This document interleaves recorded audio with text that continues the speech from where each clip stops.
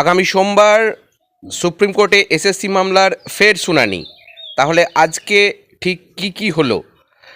Dear viewers, welcome to my channel. আপনারা যারা আমার চ্যানেলে নতুন তারা অবশ্যই চ্যানেলটিকে সাবস্ক্রাইব করে পাশে থাকা বেল আইকনটা ক্লিক করে রাখবেন, যাতে এই ধরনের ভিডিও সবচেয়ে তাড়াতাড়ি আপনাদের কাছে পৌঁছে যায়। তো আজকে সুপ্রিম কোর্টে এসএসসি মামলার যে শুনানি ছিল, মেগা শুনানি, সেই শুনানিতে কি হলো আজকে এই ভিডিওতে আমরা আলোচনা করব।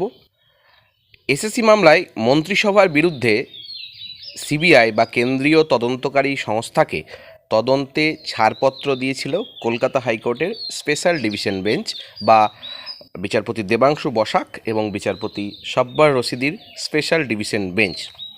এবারে আজকে সুপ্রিম কোর্টে সেটাকে কিন্তু স্থগিতাদেশ দেওয়া হলো, কিন্তু চাকরি বাতিল সংক্রান্ত কোনো স্থগিতাদেশ কিন্তু দেননি আজকে সুপ্রিম কোর্ট থেকে। তারা কি জানিয়েছেন আমরা অবশ্যই জানব। যে এই যে স্কুল সার্ভিস কমিশনের যে 25,753 জনের চাকরি বাতিল এই মামলা, এখানে সুপ্রিম কোর্টের নির্দেশে সাময়িক স্বস্তি কিন্তু আমাদের রাজ্যের মুখ্যমন্ত্রী মমতা বন্দ্যোপাধ্যায়ের সরকারের মিলেছে, এবং বেআইনিভাবে নিয়োগ জেনেও যে বাড়তি পদ তৈরির যে সিদ্ধান্ত, এবং এই সিদ্ধান্তের জন্য মমতা বন্দ্যোপাধ্যায়ের মন্ত্রিসভার বিরুদ্ধে কেন্দ্রীয় তদন্তকারী সংস্থা বা সিবিআইকে তদন্তে অনুমোদন দিয়েছিল কলকাতা হাইকোর্টের স্পেশাল ডিভিশন বেঞ্চ। আজকে সোমবার সুপ্রিম কোর্টের প্রধান বিচারপতির সামনে যে শুনানি, সেই শুনানির থেকে তাতে কিন্তু স্থগিতাদেশ দেওয়া হয়েছে, এবং হাইকোর্ট তাদের রায়ে যে 2016 সালের নিয়োগ প্রক্রিয়ার সম্পূর্ণ প্যানেল বাতিল করে দিয়েছে বিচারপতি দেবাংশু বসাক এবং বিচারপতি মোহাম্মদ সব্বর রশিদির ডিভিশন বেঞ্চ, ওই রায়ের ফলে যে 25,753 জন শিক্ষক এবং শিক্ষাকর্মীর চাকরি চলে গিয়েছে। এখন আমরা দেখতে পাচ্ছি যে উচ্চ আদালতের সেই রায়ে অবশ্য কোনো স্থগিতাদেশ আজকে দেওয়া হলো না, বা কোনো স্থগিতাদেশ দিলেন না শীর্ষ আদালত বা সুপ্রিম কোর্ট। তারা কি জানাচ্ছে? তাদের তরফ থেকে আজকে জানানো হয়েছে যে মামলার পরবর্তী শুনানি হবে আগামী সোমবার। অর্থাৎ আগামী সোমবার কি হতে চলেছে সেদিকে আমাদের অবশ্যই নজর থাকবে। কিন্তু কলকাতা হাইকোর্ট তাদের রায়ে জানিয়েছিল যে মন্ত্রিসভার বিরুদ্ধে তদন্ত করতে পারবে কেন্দ্রীয় তদন্তকারী সংস্থা বা সিবিআই। সেই রায়ে কিন্তু আজকে স্থগিতাদেশ মিলেছে সুপ্রিম কোর্ট থেকে।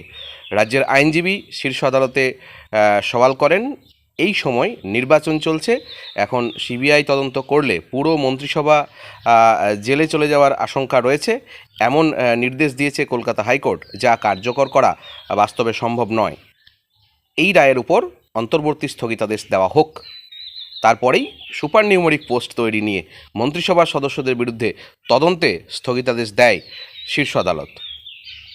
স্কুল সার্ভিস কমিশনের আইনজীবী রাকেশ দ্বিবেদী আদালতে এদিন প্রশ্ন তোলেন যে 8,000 জনের নিয়োগ বেআইনিভাবে হলেও বাকি যে 23,000 জন চাকরি করছে তাদের চাকরিটা কেন বাতিল করা হলো। পাল্টা প্রধান বিচারপতি প্রশ্ন করেছিলেন যে বেআইনিভাবে নিয়োগ হয়েছে এমন অভিযোগ জানার পরেও কিভাবে সুপার নিউমেরিক পোস্টের অনুমোদন দিল মন্ত্রিসভা, কেন সুপার নিউমেরিক পোস্ট বা বাড়তি পদ তৈরি করা হলো, এই প্রশ্নটা কিন্তু প্রধান বিচারপতি করেছিলেন। শুনানিতে প্রধান বিচারপতি ডিওয়াই চন্দ্রচূড় বলেন, প্যানেলের বাইরে নিয়োগ করা হয়েছে, এটা তো সম্পূর্ণ জালিয়াতি। এবং হাইকোর্টের এই রায়কে চ্যালেঞ্জ করে শীর্ষ আদালতের দ্বারস্থ হয়েছে স্কুল সার্ভিস কমিশন বা এসএসসি, মধ্যশিক্ষা পর্ষদ এবং চাকরিহারাদের একটি অংশ। মামলাটির শুনানি শুরু হলো প্রধান বিচারপতি ডিওয়াই চন্দ্রচূড়, বিচারপতি জে.বি. পাদ্রিওয়ালা এবং বিচারপতি মনোজ মিশ্রের বেঞ্চে।